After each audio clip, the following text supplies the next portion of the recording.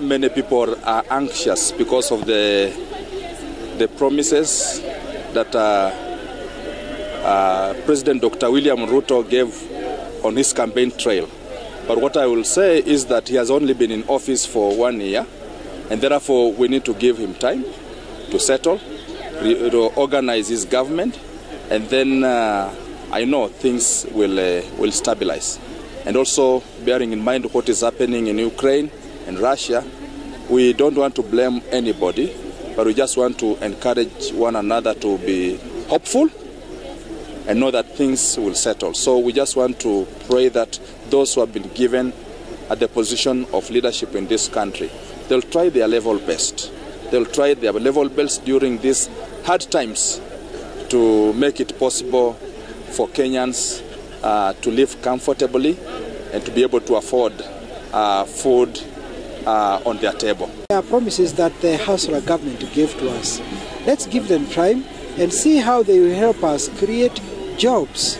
Not even create jobs, but also enable people to be self-reliant instead of people going out of the country to look for jobs and to do things that are hurting and harming their lives.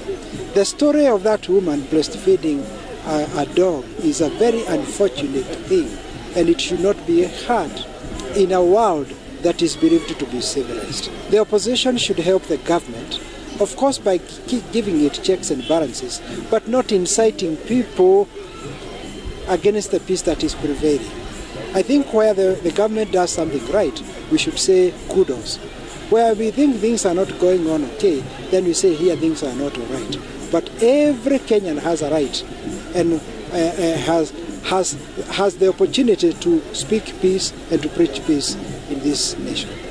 The government was very much categorical that they are going through scientific processes, and so what we want to ask them is that to ensure that what is on our stalls in the supermarkets is fit for human consumption. Anything that maybe can cause health problems to Kenyans, will want to pray that they will try their level best to ensure that we have what is good for consumption and what will help us so that we don't have any challenge with the life of Kenyans. Any government that is worth is a government that takes care of its people. And I want to believe what the Hustler government is doing is to take care of the Kenyan people. I don't think a government that is sensible would bring anything that is going to harm or ruin people. You have a Swahili saying that says, Simba akikosa nyama anakula nini? Anakula nyasi.